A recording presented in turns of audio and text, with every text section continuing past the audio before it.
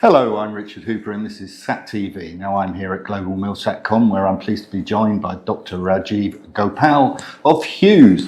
Rajeev, thank you for joining me today. Thank you for having me here. Now tell me, how do we deliver to government services when there's so many different ways of delivering connectivity? So the most important way in which we deliver satellite communications to government, the dominant theme as a managed service. Government can come to a company and the company would take care of the right constellations, the terminals, the management systems. So just like we use cell phones, we buy a service. That's the best way in which government also can now acquire these services. And there are a number of operators worldwide, many based in Europe, many based in US. I work for Hughes, based in US, but we do have presence worldwide, including offices in Europe, Asia, and we cover all continents and about 95% of the population.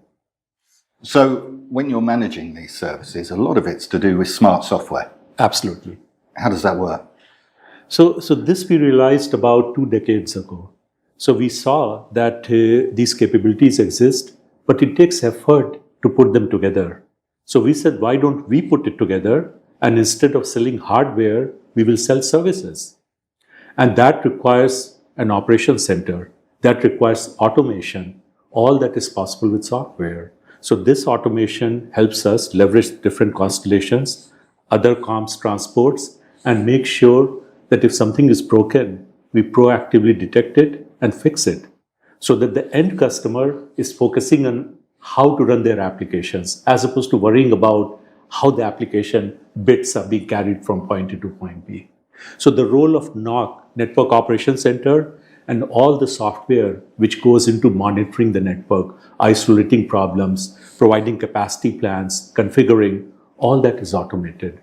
And a small number of people, technicians, operators, engineers, very small number, now they can run large networks. So it scales. And the benefits, the savings, we can pass it on to the customers, including government. Now, there are challenges, security being one of them. Yes. Everybody is talking about security. When you've got these multi-constellations, how do you ensure security for the government sector? So that's a very profound question, because security is there for the commercial customers also. But government has slightly different expectations, and they would go through a more rigorous process in making sure things are secure. So for example, I just talked about a concept which we have realized, where we provide this smart software also for terminals. And this smart software authenticates and gets known to the NOC. And then we can leverage that to make sure that all the configurations are securely provided. All the data we are collecting at the terminal can be sent back securely. And if there is any outsider, any intruder, we can detect it and report it. So that kind of resiliency, that kind of security, it truly gets enabled when government customers get involved. And some large multinationals, because they have equally sort of a stringent security expectations. It's all change in the satellite sector. Everybody's talking about LEO. Everybody says it's the game changer, and then there's the opposing view that it's just cluttering up space. What are the challenges moving forward as you try to deliver services with all of this noise going on around? No. So again, another very good and timely question. We have seen the propagation of these ideas with real systems. So there are 2 LEO constellations, they are providing services today. So we of course have heard about Starlink.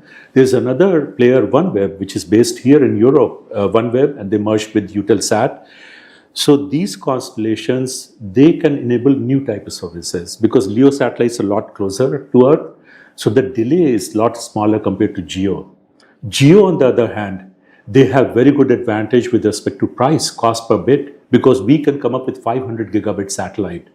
So the cost efficiencies, when you're distributing Netflix, YouTube video, a delay of 500 milliseconds is not noticeable. But when you are making an important decision with respect to national security, then every millisecond counts. So both are relevant. So what I described with respect to Smart Network Edge, that harnesses the best of both these worlds and makes sure that the applications which benefit from GEO They take the geo transport applications, which actually require low latency. They take the LEO path. And all these new systems, they are being designed and operated as managed service. So government customers also, they can literally pick up the phone or go to a website and get these services.